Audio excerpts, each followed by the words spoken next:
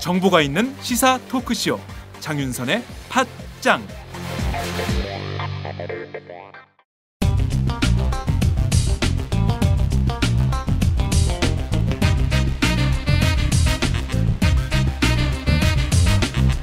배상훈의 램사.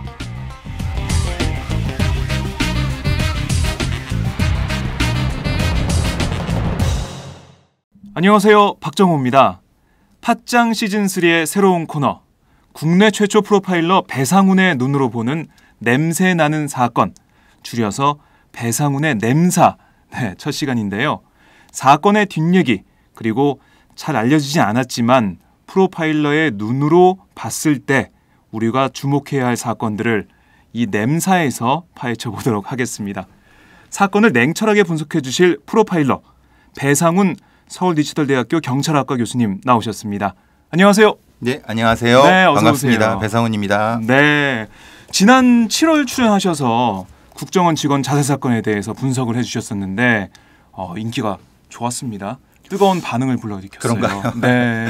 근데 그 사건이 아주 좀 찜찜하게 이게 정리도 그럼요. 아니고 네. 그냥 뭐 잊혀졌어요. 그 뭐 칩을 없앴다고 하는 데 있고 네. 그때 제가 이제 궁금하게 여겼던 왜 그 앞자리일 수 없는가에 대한 얘기를 했는데 네. 결국은 이제 그 옮겨졌을 가능성에 대한 얘기도 분명히 좀 얘기를 한 것 같고 네. 그러니까 여러 가지 면에서 만약에 네. 억울한 죽음이라고 하면은 그건 상당히 그 국가 권력에 의한 좀 비극적인 일이죠. 이건 언젠가는 밝혀져야 될 일이라고 생각합니다. 네, 석연치 않은 부분이 한두 개가 아닌데 지금 잊혀져 있는 부분이 있고 이건 또 저희가 램사에서 다시 한번 다룰 기회가 있을 것 같습니다. 자, 이렇게 석 달 만에 다시 컴백을 하셨는데 컴백하시면서 고정 코너에 함께하게 되셨어요. 표정은 좀 쉽지 않으신 무겁습니다. 것 같은데. 마음이 너무 무겁습니다. 그동안 보여주신 것처럼 냉철하고 정말 자세한 그런 분석을 보여주실 걸로 저희가 기대를 한번 해보고요. 먼저 우리 팟짱 청취자 여러분께 인사 한 말씀부터 해주시죠. 정식으로. 예. 팟짱 청취자 여러분 네. 반갑습니다. 뭐 저를 싫어하는 분도 계시겠고 저를 좋아하는 싫어하는 분은 안 들으시겠군요. 안 들으시겠지만은 네. 없습니다. 없습니다. 예. 그 우리 사회가 저 같은 사람이 그 자주 나오는 건 별로 좋은 사회가 아닙니다. 늘 말씀드리는 것처럼 이런 사건 사고가 없어야 되는데 네. 이제 너무 많이 늘어나는 것 같고 그래서 이제 그런데 대신에 그 너무 다른 방향 그리고 또 왜곡된 방향으로 해석되고 또 다시 소비되는 것 같아 갖고 네. 그런 것이 아쉬워서 사실은 좀 이런 자리는 제가 고사를 해야 되는데 그래도 뭐 조금이나마 네. 그 사건을 이해하는데 도움이 될까 해서 이렇게 부끄러움을 무릅쓰고 이렇게 나왔습니다. 잘 부탁드립니다. 네, 알겠습니다. 저도 잘 부탁드리겠습니다. 한번 사건으로 들어가 보도록 하겠습니다.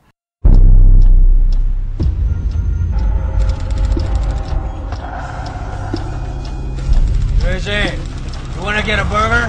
Yeah. You ever stab someone? You've been fucking funny if it happens to you, huh? Huh? I'll show you something cool. Come with me.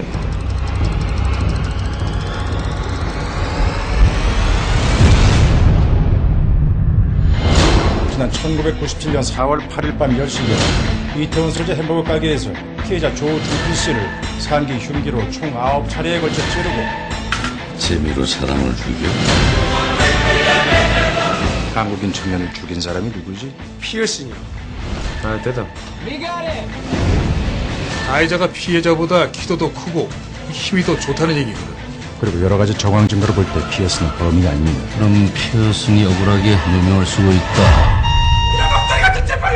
피고인 알렉스 터너정을 살인죄로 무기징역에 피고인 로버트 제이 피어슨을 흉기 소지와 증거인멸죄로. 누구야? 알렉스잖아요. 진짜 알렉스 맞냐고. 넌 범인이 아니지만 내겐 너무 많은 흠이 있다. 이길 순 없지만 지지 않게 해드리죠. 한 점의 의혹도 남기지 말고 진실을 밝히자는 겁니다. 그 부족한 증거를 찾아내겠다는 겁니다.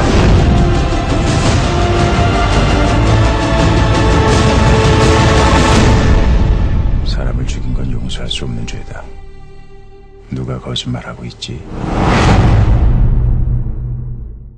자, 오늘 첫 번째 사건, 이 사건은 요즘 큰 관심을 받고 있는 사건입니다. 미국에 있던 용의자가 무려 16년 만에 국내로 송환되면서 법정에 서게 됐는데요. 이 정도만으로도 무슨 사건인지 많은 분들이 짐작하실 겁니다. 바로 1997년 서울 이태원의 한 햄버거 가게 화장실에서 20대 대학생이 살해된 이른바 이태원 살인 사건인데요. 이 사건, 지금 사건이 일어난 지 18년이 지나도록 아직 가해자가 밝혀지지 않았습니다. 교수님, 이 사건 예전부터 지켜보셨을 텐데 이 패터슨이 공항에 들어서면서 내가 왜 여기 왔는지 모르겠다. 그 방송 보도를 보셨을 것 같아요. 보시면서 어떠셨는지 그거부터 좀 여쭤보고 싶습니다. 사실 굉장히 그 장면을 보고 네. 사실 안타까움이 많았습니다. 그러니까 사실은 그 사람 말 자체는 의미가 없는 거고 대신에 왜 그 살인 사건이 벌어지고 2, 3년 안에 그 쉽게 해결될 수 있는 사건을 지금 벌써 16년 넘게 이렇게 끌고 왔는가에 대한 이건 분명히 누군가 이 사건은 이 건에 대한 책임을 져야 되는데 아무런 책임도 없이 피해자 가족들은 울부짖고 있고 정의도 실현되지 않은 상태에서 그러니까 적어도 그 사람이 본인 주장대로 범인은 아닐지 몰라도 그 사람 주장대로라고 하더라도 그 처참한 죽음을 목격하고 적어도 반 정도의 책임은 있는 사람이 뻔뻔하게 내가 왜 여기 있는지 모르겠다. 저는 첫 마디가 사과였으면 좋았을 거라는 생각을 해요. 그러니까 나는 책임이 없지만 그래도 조중필 씨한테 고인의 명복을 빈다. 이 정도는 최소한 인간으로서 해줬다고 하면은 좀 분노가 들었을 텐데 분명히 그 사건에 관련된 사람으로서 그냥 그런 표정을 한다는 건 너무 안타깝고 그랬습니다. 네, 그 모습을 많은 분들이 지켜보시면서 정말 이 사건의 범인이 꼭 밝혀져야겠다라는 생각을 하셨을 텐데요. 이 사건을 제가 잠깐 정리를 해보죠. 네, 이태원 살인 사건, 이게 1997년 4월 3일 밤 10시경 일어났던 사건입니다. 말씀드렸듯이 이태원 햄버거 가게 화장실에서 당시 22세 조중필 씨가 흉기에 찔려서 사망한 사건인데요.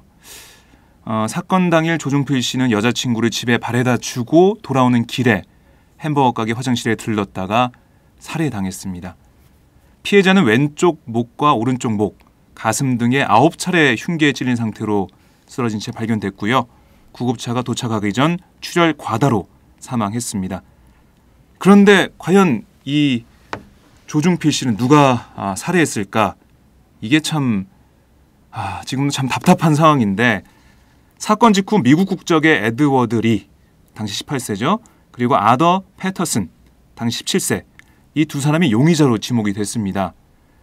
사건이 일어난 1997년 4월 3일 이 두 사람은 이태원의 한 건물 4층 술집에서 파티를 즐기다가 1층에 있는 햄버거 가게에 들어갔는데요. 두 사람은 다른 일행이 자리를 비운 사이에 이 조중필 씨가 있던 화장실에 들어갔습니다. 그러고 나서 이 조중필 씨가 소변기 옆에서 피에 젖은 채로 발견됐습니다. 자, 그런데 이 에드워드 리와 아더 패터슨 두 사람이 서로 내가 죽인 게 아니라 상대방이 이 조중필 씨를 죽였다라고 주장을 하면서 사건이 지금까지 끌어져 오고 있는데, 자, 먼저 주목을 해봐야 될 게 에드워드 리는 에드워드 리에 따르면 자신 목격자이기 때문에 바로 자진 출두했다, 경찰서로 갔다, 이렇게 주장을 하고 있고요. 패터슨은 나도 아니다, 에드워드 리가 그 사람을 죽였다. 그런데 이상한 게 패터슨이 자신의 옷에 피가 튀긴 그 옷과 흉기 이거를 버렸어요. 미군 영내에 버렸어요. 네, 미군 영내에 태우고 또 흉기는 하수구에 버리고 이런 게 드러났습니다.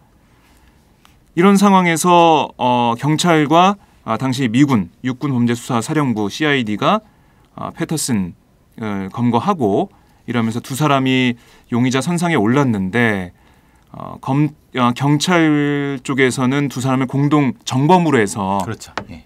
기소 의견으로 검찰에 송치했습니다.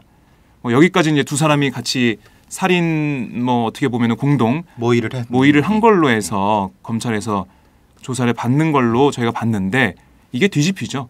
예. 여기서부터 한번 좀 얘기 좀 해볼까요? 네, 기본적으로 이제 거기서 이제 기소를 하게 되는데 네. 영장경찰서에서는 공동정범의 의견으로 올렸지만은 문제는 이제 검찰 단계에서 흔히 말하는 콕 집어서 이제 에드워드 리로 네. 범인으로 기소를 하게 되고 그리고 패터슨은 이제 흉기 은닉하는 흔히 말하는 은닉죄 정도로 네. 범죄 은닉 정도로 이제 기소를 하게 되는 거죠.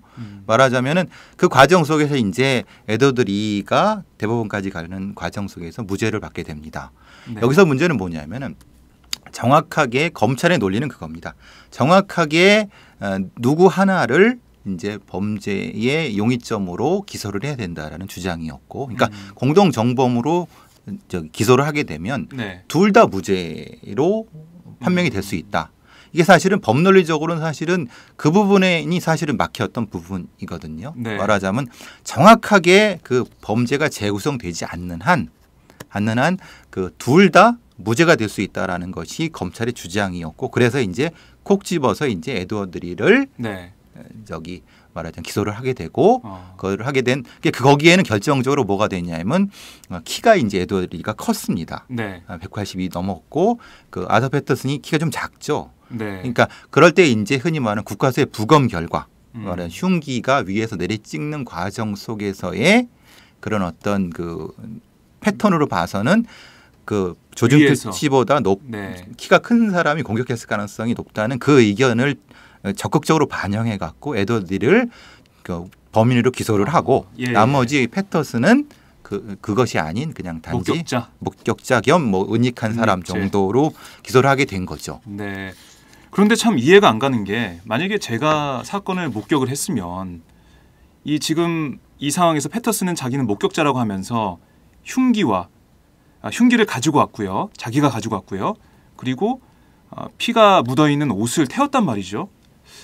내가 살인하지 않고 목격만 했으면 이렇게까지 할 이유가 있었을까라는 상식적으로 그냥 의문이 듭니다. 네, 기본적으로 그래갖고 이제 패터슨의 여러 가지 정황이 맞지 않았습니다. 말하자면 자기가 말한 부분도 처음에 진술한 부분, 그리고 CID에 진술한 부분, 그리고 나중에 진술한 부분이 다 어긋난 부분이었기 때문에 그것이 맞지 않은 부분에 대한 설명을 검찰이 해야 되는데 그 부분은 이제 사실은 간과하고 사실은 에드워드 리의 범죄를 증명하는 데에만 더 초점을 맞췄던 거죠. 말하자면은.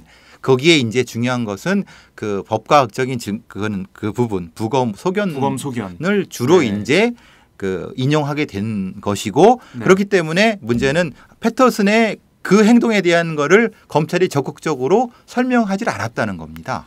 왜 뭐 태웠고 훌리했고 그런 부분은 이게 좀 상식적인 부분이잖아요. 그렇죠. 근데 이제 문제는 에드워드 리를 기소해야 되기 때문에 사실은 에드워드 리에 대한 부분에 중점을 뒀고 이게 패터슨은 거기서부터 빠져나가게 된 거죠. 그리고 또 검찰의 주장에 이런 게 또 있었습니다. 에드워드 리가 자신이 저지른 범행으로 인해서 해리 장애를 겪고 있다. 그래서 진술을 번복하고 있다. 그러니까 뭐 정확히 얘기를 못 하고 있다는 거죠. 자기가 범행을 저질러서 정신이 없는 상황이다. 이렇게 주장을 했는데 어떻게 보십니까? 이런 주장에 근데 그거는 사실은 그 해리 장애라는 것도 그때도 이제 논란이 됐던 건데 말하자면 그거죠. 자기가 이제 정신이 붕 떴다는 거지 않습니까? 그렇죠. 기억을 못 한다. 이런 거죠. 그러니까 결국은 기억을 못 하기 때문에 자기가 그 진술을 기억도 못 하기 때문에 진술 못 한다라는 것이기 때문에 결국은 그 사람의 진술 자체가 의미가 없고 그냥 법과학적인 증거만 가지고 기소를 할 수밖에 없다라고 주장을 하게 되면서 뭐 거짓말 탐지기 얘기도 하고 그러면서 결국은 자기가 자기 발목을 잡게 된 거죠. 검찰이. 그다음에 뭐가 되냐면 그러면은 결국 유일한 증거일 수 있는 법과학적 증거만 가지고 기소되는데 문제는 이제 다른 문제가 되는 거죠. 왜냐하면 그 각도는 다른 쪽에도 할 수 있다면 키가 작은 사람도 할 수 있고 돌려서도 할 수 있고 그렇게 되면서 이제 흔히 말하는 형사법의 대원칙은 그겁니다. 그러니까 흔히 말하는 5% 뭐 2% 3%라도 무죄가 될 수 있는 가능성이 있으면 유죄는 아니라는 거거든요. 무죄 추정의 원칙이 있다는 거죠. 그렇죠. 말하자면 정확히 합리적 의심에 네. 여지가 없어야지만이 분명히 유죄를 선고할 수 있는데 이거는 다른 거 다 떠나서 그것만 가지고 어떻게 이 사람을 유죄를 할 수 있느냐라고 했기 때문에 에드워드 리가 무죄가 받게 된 거죠. 그러니까 정확히 말하면 그 사람이 무죄라고 하는 건 무죄의 편결일 뿐이지 사실은 그러니까 무죄일 가능성이 조금 있었기 때문에 유죄가 안 된 거라고 생각하시면 되는 겁니다. 에드워드 리의 그리고 이제 일사부재리 원칙 때문에 그걸 가지고 더 재판할 수는 없습니다.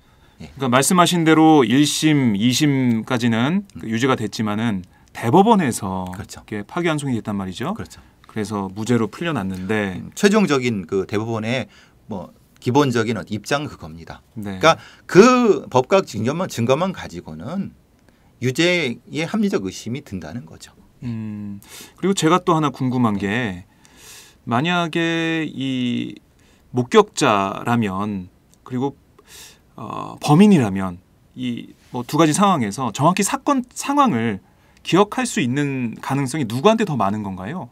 기본적으로 이제 물론 그 상황 자체에는 사실 둘 다 이제 기억을 할 겁니다. 사실은 했는데 문제는 이제 그 정확한 위치라든가 아니면은 뭐 이런 뭐 감촉이라든가 이런 표현 방식에서는 사실은 범인이 그걸 더 내용이 풍부하게 얘기할 수가 있죠. 그래서 이제 흔히 말하는 패터슨의 그 진술 그것이 알고 싶다에 나왔던 그 진술 부분이 사실 중요한 부분이 그런 거라고 얘기를 하는 거죠. 자세하게 얘기했던 그런 부분들. 그냥 컨텐츠가 많은 거죠. 말하자면은 그때 뭐 몇 번 어디로 들어갔고 이렇게 설명할 수 있는 거는 사실은 그 목격했다는 것보다는 범인의 주장이고 그걸 주어만 바꿨을 가능성이 높다라고 하는 것이 진술 분석하는 사람들이 주요하게 판단하는 부분입니다. 네, 말씀하셨듯이 뭐 법의학적인 그런 결과 그리고 뭐 해리 현상 뭐 이런 얘기도 있었고 거짓말 탐지기 얘기도 있었는데 이 거짓말 탐지기에서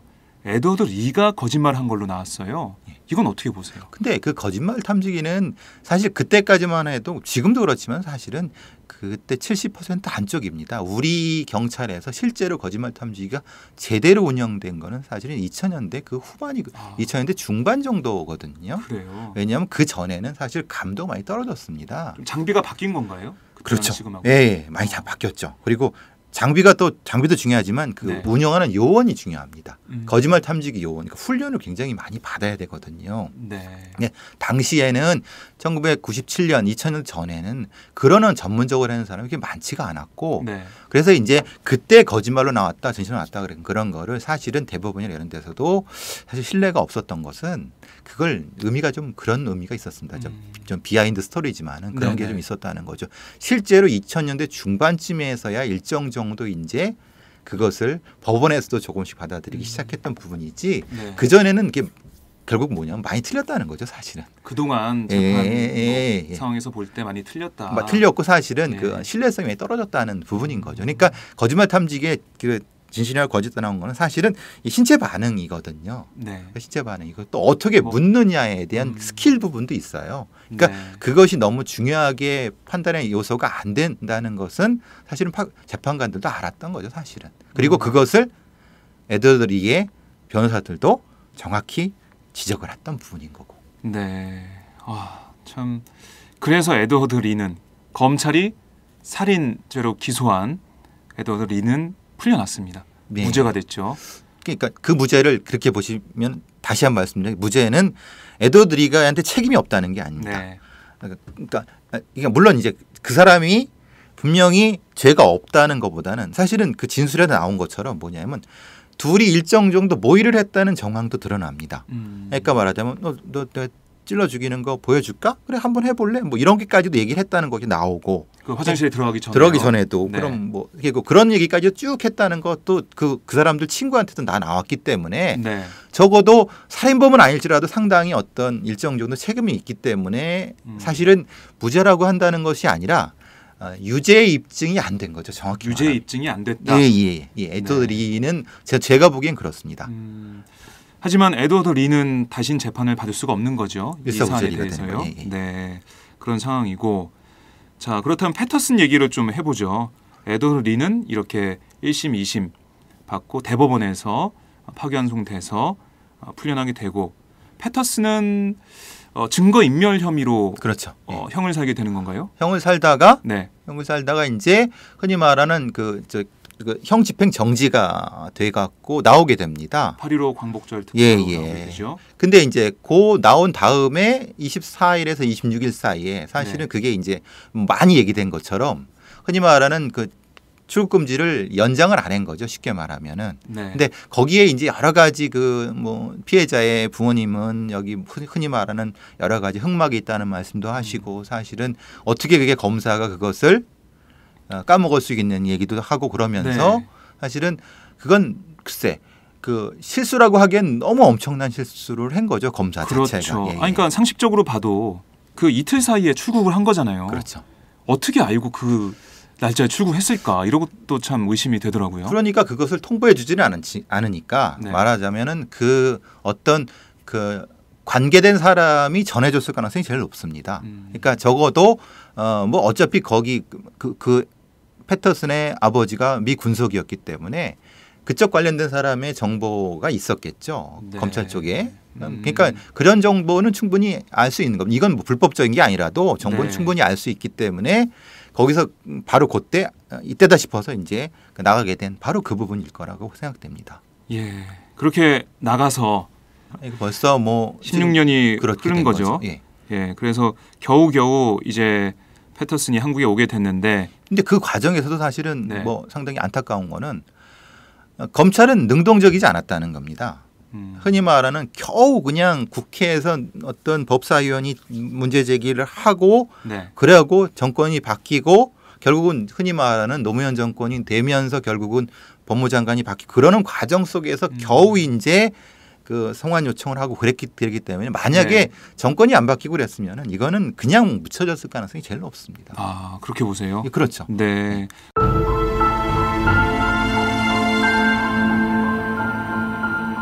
국내 최초 프로파일러 배상훈이 포착한 냄새나는 사건.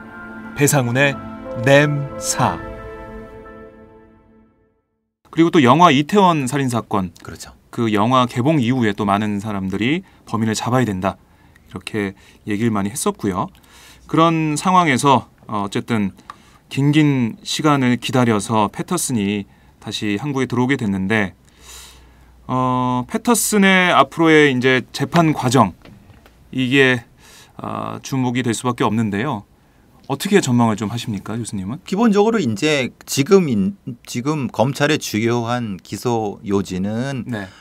패터슨의 범인인데 그에 대한 주요한 증거는 이제 어차피 그 현장을 복원할 수가 없기 때문에 네. 당시에 부검 의견 그리고 이제 당신이 했던 진술들 이런 거를 재구성하는 과정 속에서 흔히 말하는 이 에드워드 리가 네. 무죄가 나는 과정 속에서 패터슨이 했던 여러 가지 진술들 재구성을 할 겁니다. 그리고 지금 다행히 에드워드 리가 진술을 한다고 하니까 그거랑 네. 그리고 혈흔 패턴 분석이라고 하는 그 당시에는 좀 미비했던 과학수사 기법을 가지고 이제 범행을 재구성하는 그런 쪽으로 이제 기소를 할 가능성이 높습니다. 그러니까 기소 의견을 해갖고 유죄 주장을 할 가능성이 높고 네. 이제 반대로 패터슨 같은 경우는 이제 반대가 되는 거죠.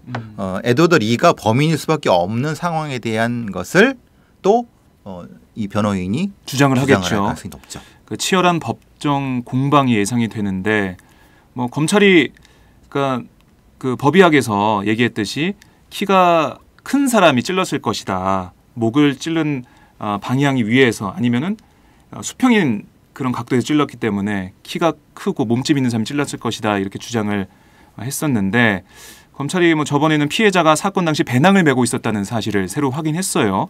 그래서 피해자보다 키가 작은 패터슨도 배낭을 붙잡아서 흉기로 위쪽에서 공격할 수 있기 때문에 그리고 우리가 소변을 볼 때 조금 숙이죠.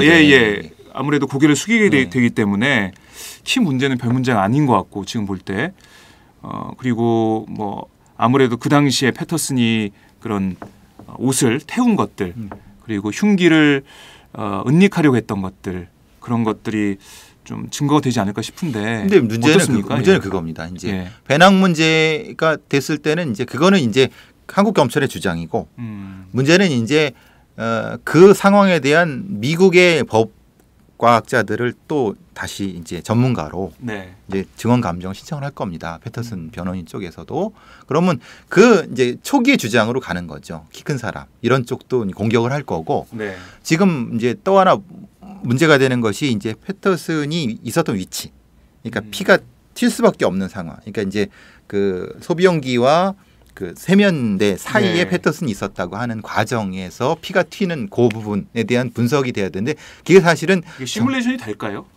그거를 이제 그 패터슨 쪽에서는 그게 불명확성을 주장을 할 거고 네. 사실은 이 검찰 검찰 쪽에서는 그것을 재구성하려고 하는데 그것이 이제 명확하게 흔히 말하는 판례로서 받아들여진 그런 게 사실 앞에 없기 때문에 예. 그러니까 그걸 다시 또 판례를 지금 만들어야 되는 입장이거든요. 그렇게 된다면은 결국은 아주 우리나라의 그 한다 하는 법과학자들 네. 또 미국의 그런 사람들이 이제 치열하게 충돌할 상황이 되겠죠. 예. 교수님이 볼 때는 어때요? 근데 말하자면은 분명히 그 부분에서는 네. 그러니까 초기에만 그 사진이라든가 아니면은 그 재구성을 잘했으면은 문제가 없는데 지금은 아무것도 없고 그냥 그러니까 사진 몇 장 사진 있는 찍어놓은 네. 거와 진술 그리고 그걸 다시 또 아마 상황이 돼야 되는데 네. 이 상황은 제가 보기에는 글쎄 이제 좀 사견입니다만은 네. 사실은 둘 다 했을 가능성이 높습니다. 저는. 아, 예. 그래요? 그러니까 말하자면 한 놈은 붙잡고 네. 한 놈은 찌르고 이랬을 가능성이 높다는 생각인 거죠. 그러니까 왜냐하면은 예. 그러니까 흔히 말하는 에드워드 리가 좀 크고 그리고 이제 여기서의 주장은 그거죠. 패터슨이 잡아당기면서 이제 위로 뛰쳐 오르면서 이제 찔렀다는 과정이 있는데 네. 그 화장실이 되게 좁습니다. 네, 폭 1.45m, 예. 길이 2.6m라는 그러니까 좁은 화장실이었죠. 상당히 좁아요. 예. 좁은 과정에서 이 아홉 번 찌를 정도거든요. 네. 시간이 사실은 그리고 사실 그 피해자가 사실 요동을 많이 쳤을 거예요. 반항을 좀 했겠죠. 그렇죠. 예. 그러면 복격자 뭐에게 있었을까? 라고 했을 때는 사실은 같이 했을 가능성이 높다는 저는 개인적으로 생각을 합니다. 네. 그래서 이제 그 과정 속에서 뭐가 되냐면은 이게 사실은 미국에서도 그 유명한 다른 그런 판례가 있습니다. 두 명의 진술이 아무런 증거도 없는 상태에서 두 명의 진술이 엇갈릴 때 네. 두 명 자체가 무죄가 나올 그런 사건이 그 흔히 말하는 법률가사에서 유명한 그런 예거든요. 네. 그러니까 사실 그 흔히 말하는 범죄 단체에 있었다고 하는 패터슨으로서는 알았을 수도 있다는 생각이 든다는 거예요. 이런 스킬이라고 해야 되나 이런 걸 그렇죠. 알았을 거다. 왜냐하면 거기 네. 무슨 뭐 CID 조회에서 나온 것처럼 무슨 뭐 갱단 거기에 있었다고 얘기를 문신이 하더라고요. 있었죠. 네, 거기에 소속돼 있었다고 하더라고요. 그러면은 적어도 뭐 그런 과정 속에서 네. 인지하고 있었다고 하면은 그렇게 서로 주장하고 있는 것은 맞는 거. 그러니까 그 사람들이 주장하는 건 무죄로 주장하려고 하는 것 같고 네. 저는 둘한테 분명히 책임이 있다. 그리고 적어도 그 과정 속에서 한두 번 정도는 이렇게 잡았을 가능성이 있다. 그러니까 저는 둘 다 범인이라고 보는 거죠. 네. 그 말씀을 제가 듣는 순간 몸에 닭살이 이렇게 소름이 돋는. 근데 그거를 느낌을 왜냐하면 느꼈는데요. 예. 왜 이 문제가 되냐면 검찰은 아예 그 상황을 상정을 하지 않았어요. 그냥 둘 중에 하나일 거라고 생각을 했어요. 그리고 했어도 모의만 했지 하나는 구경꾼이었다고 생각을 하는 건데 그렇게 단정 짓고 수사에 들어갔기 때문에 그렇죠. 근데 문제가 생겼다. 그런 단정할 게 예. 뭐가 있죠? 뭐 그런 증거가 어디 있죠? 증거도 없는데 왜 그렇게 단정을 하죠? 그러니까 그러면 적어도 이 가능성도 생각하고 저 가능성도 생각하고 세 가지 다 생각해죠. 에드워드 리가 범인일 가능성 네. 그리고 패터슨은 구경했을 가능성 반대일 가능성 그리고 둘 다 잡고 찌르었을 가능성 그건 왜 생각하지 않죠? 그러니까 그 부분에 대한 부분이 그러니까 초동 수사가 그냥 엉망이었다는 거죠. 쉽게 말하니까 그러니까 처음에 초동 수사가 엉망이었다는 게 초기의 판단이 네. 미스가 났다는 거죠, 사실. 수사하면서 예. 미스가 났다는 건데 거기에는 예. 이제 그 부분이 좀 들어간다는 게 그 미군 범죄수사대가 들어가 있고 당시 소파 규정에 문제가 있어 갖고 네. 이제 한국 검찰이 많이 겁을 냈을 가능성이 높아요. 그러니까 이제 수사를 더 진행하기에 따라서는 당시가 이제 뭐 어쨌든 김영삼 정권 말기였고 그렇죠. 네, 그렇죠. 그렇게 됐기 때문에 사실은 미군 관련된 범죄를 수사하는데 한국 경찰이나 검찰이 사실 많이 겁을 내거든요. 네. 해봤자 사실은 안 될 수도 있는 거고 사실은 뭐 사실 이런 분위기가 팽배했죠. 해봤자 본전이다. 그 미군 관련 범죄에 대해서는 네, 그렇죠. 쉬쉬하고 그렇죠. 빨리 끝내려고 하고 이런 게 있었다는 말씀이시죠. 그 예전에 그 네. 유명했던 윤금희 씨 사건 같은 경우가 있었지 않습니까? 동도천에 그런 네. 사건들은 그 아주 열심히 해봤자 그냥 그 흔히 말하는 윗사람들한테 쫑크만 먹고 네. 밑자의 본전이 좀 표현이 좀 그렇습니다. 죄송합니다. 근데 네네. 그런 부분이 많았기 때문에 한국의 그 수사 당국에서는 일정 정도 겁을 냈을 가능성이 상당히 높습니다. 그렇기 때문에 예. 이해되지 않는 상황이 벌어진 것도 저는 그 상황을 이해를 합니다. 네. 이해를 한다는 게 그걸 그 사람들이 한다는 게 아니라 왜 어떤 맥락인지를 네. 알 것 같다는 생각이 듭니다. 그러니까 뭐 일선에 계셔서 보셨을 테니까 그런 느낌을 아시는 것 같은데 교수님이 이런 사건을 진술 중심 사건이라고 규정을 하셨어요. 그러니까 저도 보면서 이게 그러니까 둘 중에 한 명이 범인이고 한 명 아니고 뭐 이렇게 흘러가다 보니까 진술에만 의존하게 되고 그렇죠. 누구 말이 맞나 계속 뭐 지금도 어떻게 보면은 여론은 패터슨이 범인이다 이렇게 좀 흘러가고 있는 것 같은데 근데 이 진술을 다 믿어야 되나 이런 헷갈린 점도 있고요. 어떻습니까? 그러니까요. 진술 중심 사건이라는 게. 그러니까 진술 중심 사건이라는 게 사실은 우리의 그 수사 기법이라는 게 네. 그러니까 우리가 독재 정권을 겪으면서 예전에는 그냥 그 뭐 좀 표현이 그런 좀 조져갖고 자백 쓰고 뭐 이런 게 네. 그렇고 예. 사실은 뭐 불과 뭐 1, 2년 전 요즘도 없다고 말할 수 없는 부분이 있는 거고요. 가끔씩 보도되죠. 예, 뭐 예. 가혹행위가 있었다. 예, 그런 경찰 부분이 조사 있고. 과정에서요. 예. 사실은 뭐 그런 뭐 자만 재우기도 하고 네. 모욕 주기 같은 거 하고 그러면서 아시다시피 뭐 얼마 전에도 무슨 검찰 조사를 받았던 사람이 뭐 그 다음 날 뭐 어디서 투신 자살에 그런 게 많지 않습니까? 그러니까 좀 흔히 말하는 가혹행위, 그러니까 멍이 없는 가혹행위라고 그러죠. 그런 거는. 그런 것들이 사실은 하나의 스킬로서 스스로도 주장하는 상태에서 그런 것이 이제 2000년 전후에서 자기들은 없어졌다 그러지만은 나중에도 있었던 부분에서 그러니까 진술 중심으로 끌어가려고 하는 게 제일 많습니다. 그러니까 그거는 흔히 말하는 과학수사 기법이 사실은 그걸 도입하는 데는 사실 돈도 많이 들고 여러 가지 문제가 있기 때문에 진술을 많이 갖고 근데 문제는 이런 사건이 벌어질 때는 어떤 사건 이게 다시 말씀드리면 이게 외국의 미군 관련된 그러니까 좀 뒷배경이 든든한 어떤 사람이 있는 어떤 집단이 있는 사건에서는 진술 중심의 사건은 100번 깨집니다. 이거는 왜냐하면 그 사람들이 그걸 받아들이나요? 그러니까 물론 그러니까 이제 그렇게 됐을 경우는 이전의 관행은 의미가 없어지는 거예요. 네. 내국인들한테야 이런 그 흔히 말하는 이런 뭐 강압적인 거 아니면 이게 뭐 진술 자백 그래서 검찰에서는 자백 사인해고 네가 왜 자백을 했는데 번복했냐 이런 방식이 통하지 네. 미군과 관련된 힘센 손과 관련된 부분은 사실 안 통하거든요. 저는 그게 사실 이 사건에서의 좀 크게 지금 이 문제를 발생시킨 큰 일조한 부분이라고 생각도 하거든요. 네. 그래서 근데 이제 그럼 다음 그럼 증거 중심으로 가려면 어떻게 되냐 하는데 그럴 수 있는 능력이 없어요. 왜냐하면은 그 스킬이 없으니까. 예. 그리고 스킬도 이제 엉뚱하게 풀어냈지 않습니까? 그 법과학적인 부검 부분이. 부검 부분이 그렇죠. 뭐 어떻게 보면은 주역에 받아들여지면서 그렇죠. 애더리를 재판에 넘겨서 진행하게 되는데 참 이 진술 중심으로 가지 않고 증거 중심으로 그 당시에 풀어냈다면 얼마나 좋았을까 하는 생각이 들고요. 그렇죠.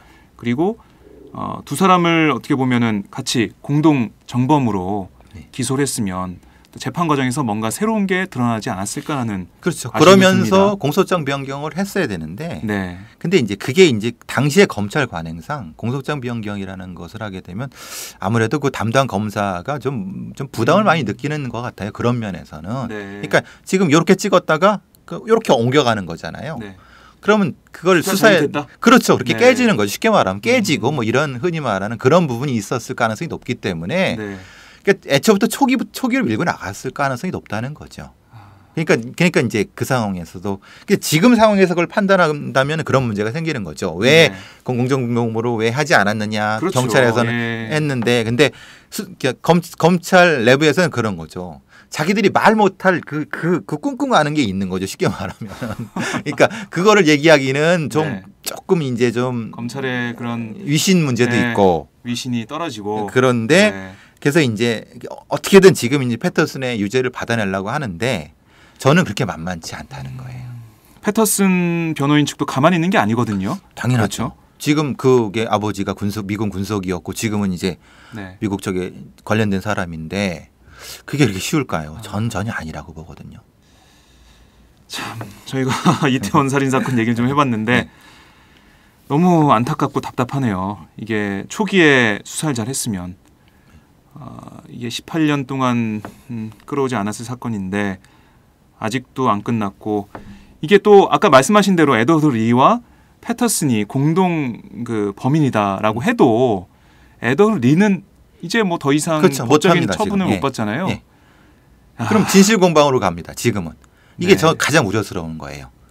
그러니까 핑퐁 게임이 되는 거예요. 진실 공방이 돼버리는 거예요. 법정에서 예. 증인은 예. 내가 아니다. 예. 패터슨도 내가 아니다. 예, 이렇게 되는 계속 거죠. 말만 하는 거죠. 그러면은 무슨 문제가 되냐면 네. 여기 적지 않은 변호사들이나 법률가들이 얘기하는 것처럼 이거는 그냥 무죄가 날 가능성이 높다는 거예요. 알겠습니다. 이태원 살인 사건 이제 재판이 진행되면서 새로운 뭐 사실들이 밝혀질 텐데 저희가 한번 다음 시간에 뭐 또 새로운 사실이 나오면 얘기를 더 해보도록 하고요. 다음은 팟짱 서포터즈 1호 광고입니다.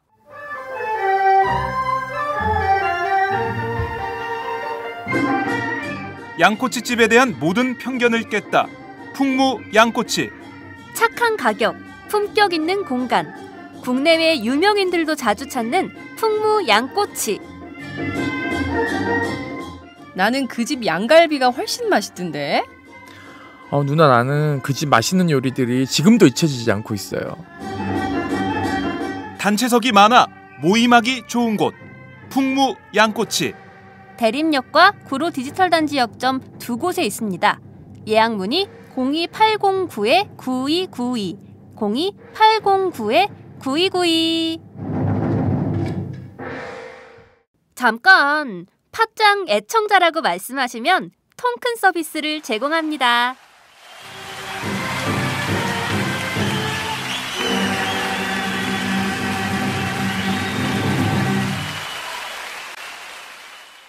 자, 저희가 이 냄사에서는 계속해서 이런 좀 무거운 주제들을 다뤄야 될 것 같아서 좀 힘들 것 같긴 한데 그렇지만 이 방송을 들으시는 분들께는 분명히 도움이 될 거라고 생각을 합니다. 자, 저희가 코너 속의 코너죠. 다음 주 범죄 기상도라고 제오셨는데 근데 이제 기상도라고 하면 너무 그 범죄를 좀 가볍게 보는 것 같아고 너무 좀 죄송하다. 근데 네. 뭐 따르게 좀 우리 청취자께서 좀 이렇게 좀 제안을 해주셨으면 좋겠는데요. 네. 기상도라고 이름을 붙인 이유가 있으실 것 같아요. 그런 겁니다. 그 계절마다 네. 어떤 장소마다 그 빈발하는 범죄들이 그렇죠, 존재를 그렇죠. 하는 거죠.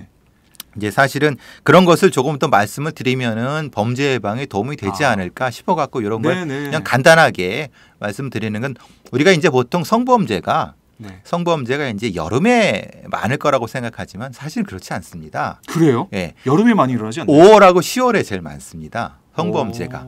그러니까 이제 흔히 말하는 사실이네요. 예. 그러니까 이제 그 우리가 보통 이제 여름에 뭐 흔히 말하는 여자들이 많이 벗고 다녀 갖고 그럴 거라고 하는데 그건 천만의 말씀입니다. 네. 그게 뭐냐면 성범죄에도 그렇게 주장하시는 분들이 있죠. 예, 그거는 왜냐하면 그냥 지적하는 분들이 그렇게 여성들이 사회생활하는 걸 싫어하시는 거죠. 그렇죠. 근데 통계상으로는 그렇지는 않습니다. 왜냐하면 이런 거죠. 가해자와 피해자 사이에 상호 관계가 있습니다. 왜냐하면 그만큼 더 이제 조심을 한다는 것이고 그리고 실질적으로 이제 성범죄는 가까운 사람들한테 많이 벌어지는 지금 보통 성범죄 70-80% 이상이 면식범 그리고 좀 가까운 사람들한테서 벌어지는 게 제일 많기 때문에 그러면 뭐가 되냐면 적당하게 사람의 거리가 가까워질 수 있는 그러니까 여름은 가까워지면 덥잖아요. 싫어하잖아요. 그렇죠.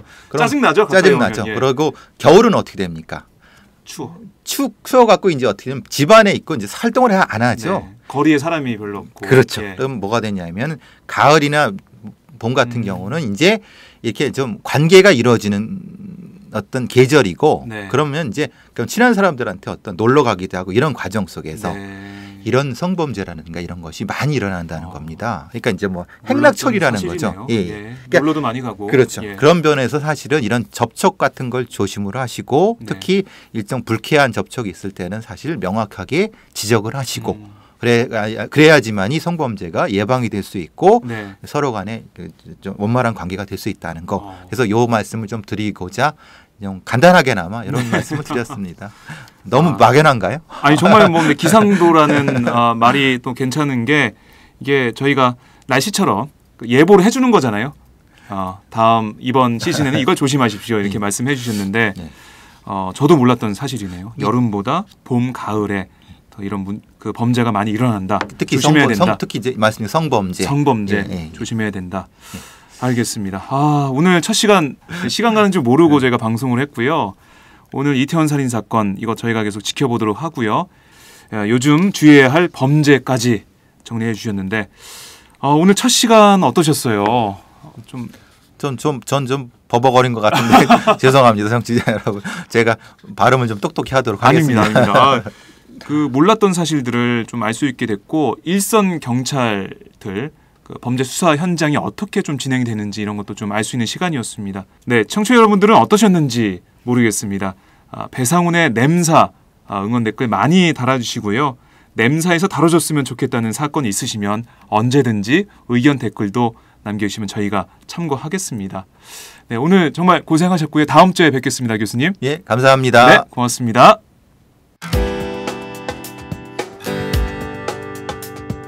네, 우선 10만인 클럽 6주년 축하드리고요. 제가 오마이뉴스에 바라는 게 있다면 자본의 영향 없이 이렇게 시민들의 힘을 모아서 정말 사회적 눈치 보지 않고 올바른 목소리, 바른 시각에서 저희들에게 세상을 많이 알려주시면 좋겠고 앞으로도 이렇게 아직 인원이 많이 안 모인 거로 아는데 더 많은 후원자들 생겨서 10만인 더 넘어서 100만인까지 이루어졌으면 좋겠습니다. 안녕하세요. 오마이뉴스 최종병기라고 바득바득 우기고 있는 김병기입니다. 15년 동안 기자로 뛰고 있습니다. 여러분이 보내주신 자발적 구독료가 제 월급이었어요. 정말 고맙습니다. 장윤선의 팟짱도 그렇게 만들어요. 팟캐스트 제작비 스폰서가 되어주세요. 10만인 클럽에 가입하시면 되는데요. 02-733-5505 내선번호 274번으로 전화주세요. 아니면 오마이뉴스 홈페이지 우측 상단에 동그란 주황색 배너가 있거든요. 그걸 꾹 눌러주세요. 청취자 여러분, 열심히 뛰겠습니다. 아싸!